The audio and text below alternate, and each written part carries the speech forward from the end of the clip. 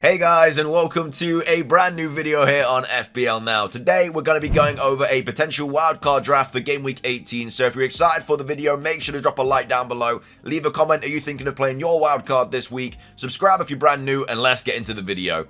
So, starting things off, in goal we do have Turner and Martinez. Now, Turner may or not be the number one for Forest. Obviously, we have just sacked Cooper, which I definitely don't agree with, but that's a completely different story. And so, yeah, we don't really know who the number one is going to be. Like, both have played games this season. Both have played pretty poorly this season. Obviously, Turner was the last person to play for Cooper's last game, so potentially he keeps his place, but we just generally don't know. He is only 3.9 mil, though, so he's one of the cheapest goalkeepers in the game. And just on the off chance that he does keep his spot and he does continue to play as the number one for Forest, it'll be nice to have two playing keepers in your squad. But again, you're never really going to be playing Turner, but it's just on the off chance that anything happens to the other goalkeeper, it'll be nice if Turner is there just as a backup, if he is still going to be the number one. Could be any 3.9 mil keeper, though. You're not really going to have three Forest players in your team all season, though, whereas, you know, if you had like an Arsenal goalkeeper or something like that, then it just kind of diminishes the amount of outfield players you can have. But yeah, I can't really see any of the Forest players being decent this season for FPL. So that's the backup goalkeeper. The main goalkeeper is Martinez, so he's a little bit more on the expensive side. But I think he's definitely going to be worth the money going forward. Does have some really nice fixtures coming up in the next 5. Has some pretty difficult fixtures as well. Newcastle at home is in there, but Villa are just a different breed at home. They're just so good, and they have really nice home fixtures as well in the next 5. They've got Sheffield United and Burnley at home in the next 3, and even Man United away. Like, I think they'll even come away with that game with 3 points. They just look really good this season. Emery is doing a ridiculous job. And I just think that, yeah, Villa players are definitely players we should be targeting, whether we have 2 or 3 in your team. Obviously, Ollie Watkins is, like, down by default in a lot of squads, but I think you know, a Villa defender may be a close second. Obviously, a lot of people had Matty Cash earlier on in the season. He's now lost his place potentially. If Pau Torres is out this week, then maybe Matty Cash plays against Sheffield United, but again, it just depends what happens with that situation. But with Martinez, you know he's going to be playing every game. He's a really good keeper. He's a World Cup winner, and yeah, hopefully he will bag a few points and make the transfer for him a little bit more worthwhile. But either way, those are the goalkeepers in goal. At the back, we do have double Arsenal defense with Gabriel and Saliba. Probably wondering that's a bit of a weird move to make, seeing as they both have obviously Liverpool away this week. But after that, the fixtures are really good for Arsenal, and double defense is just like they've got West Ham, Fulham, Crystal Palace, and then Forest in the next 5. And I think you could see a lot of clean sheets there for Arsenal, and so having double Arsenal defense, I think is just it's just going to be a good kind of decision to make. And you don't even have to play them this week either, because the other 3 defenders that are in this draft have really good fixtures. We have Dan Burn, who's got Luton away. He didn't play in the Carabao Cup, so hopefully he has been rested, and now he will be starting that Luton game. And he obviously did score in his game back. So yeah, I think that Dan Burn is going to be in the starting 11 now, and just the kind of first choice, whether he's going to play centre back or left back or wherever. Yeah, I think he's going to be a really nice option to have. Only 4.4 mil as well. I've also got Robinson as well. Fulham's defensive numbers have actually been surprisingly really good this season. He's only 4.4 mil. He's playing every single game, and he's got some really good fixtures coming up as well. He's got Burnley and Bournemouth in the next 2, Everton as well coming up in the next 5. And again, that Arsenal fixture isn't great, but you don't need to play him for that fixture because you obviously have other defenders that can play there. And then I've also got Pedro Porro as well, who I still think is one of the best options to have in FPL this season. Probably the 3rd best defender after Trent and Trippier. So yeah, this week you would obviously play Burn, Robinson and Porro, and then next week really you can just kind of play who you want. You can play 1 Arsenal defender, maybe you can play 2 if you wanted to. Obviously you got Brighton away for Porro, and then obviously you got Bournemouth away. I probably wouldn't play Robinson next game week because obviously Bournemouth away isn't the greatest fixture, but you'd probably want Burn at home to Forest, and then maybe double Arsenal defense, and then Porro as well. So you may even play 4-4-2. There's just some really good fixtures coming up for these defenders. But either way, that's the back line. Obviously something else you could do, because there's still a lot of money in this draft, is just to play Trent. I mean, like I said, I don't think the Liverpool fixtures are ideal coming up. Like Arsenal and Newcastle, both home fixtures, but again, they weren't very good against United. So They could definitely concede in both of those games, and I think they will concede in both of those games in the next 5. They've also got Burnley and Bournemouth, but they're both away fixtures as well, and then Chelsea at home. So, I mean, the fixtures aren't great. Obviously, Trent has been playing really, really well lately. He's been getting a lot of points, a lot of bonus points.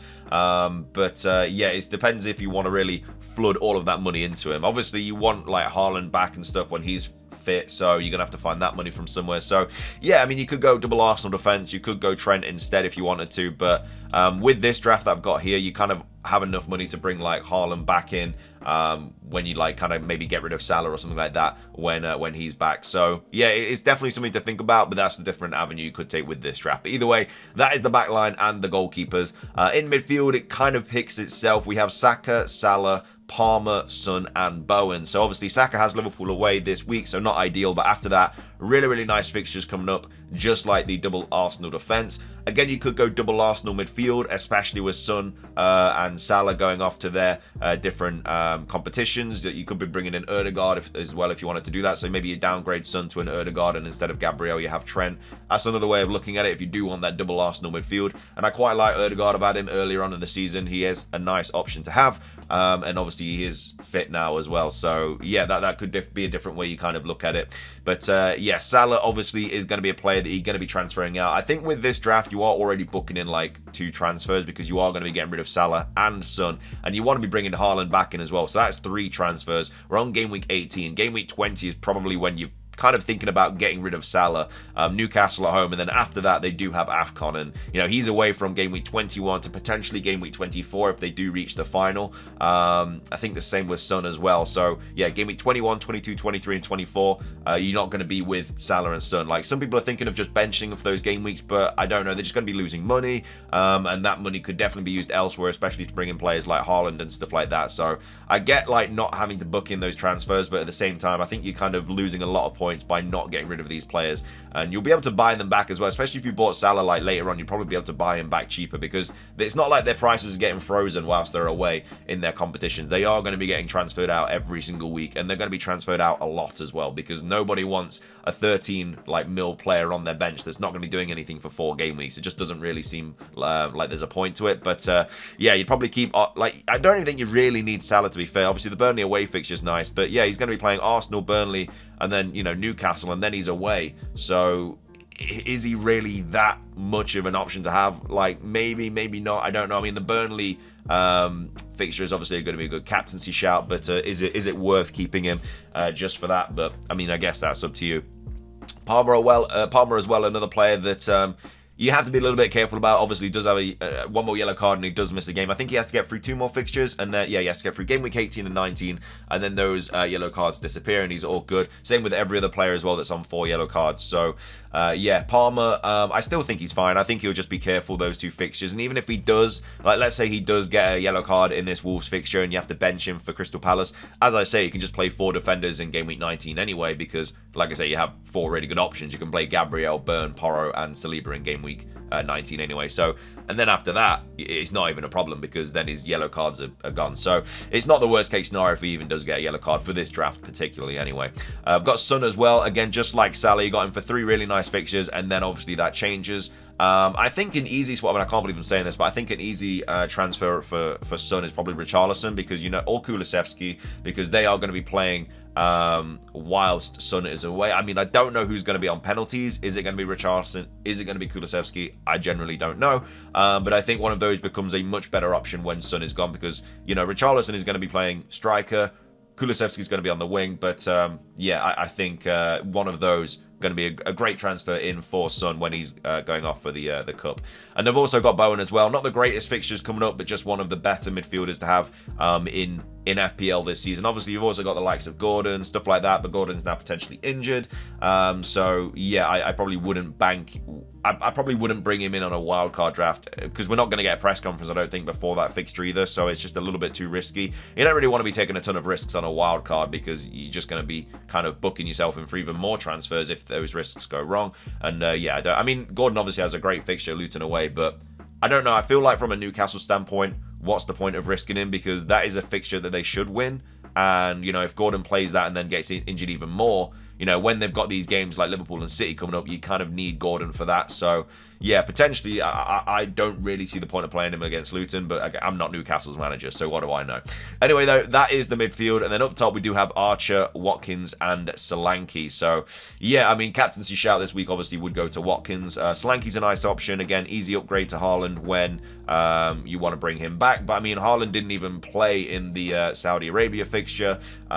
He did travel with them, but he just wasn't in the squad. Whether he's going to be back for the fixtures that they've got coming up, who knows? If he's not, then obviously people are going to start looking about Alvarez and stuff. Like, his injury may be a lot worse than we originally thought. I think he'll be back anyway. I think he just traveled just to get a bit more training and stuff like that. I think he'll be absolutely fine. But obviously, we want him for that Sheffield United at home fixture because that is a massive captaincy option for that week. So yeah, that's when you start kind of getting rid of Salah or Son and then bringing in Haaland again. So yeah, it's like I say, AFCON and this Asian Cup obviously it's a good time for FPL because a lot of people are going to be making tough decisions, getting rid of players that they don't really want to but obviously have to. So yeah, it's going to be interesting to say the least. But either way, this is a wildcard draft that I would potentially go with if I was on one for Game Week 18. My final team selection will probably be on Friday, and then obviously over the Christmas period is going to be like team selections pretty much before every deadline. There's not going to be much chance to make other videos because literally the deadline's coming out thick and fast, and then January is going to be much more mellow because there's what, like 2 or 3 deadlines in January. Think about 2 actually. But either way, thank you for watching. If you enjoyed, drop a like, subscribe if you're brand new, and until next time, peace.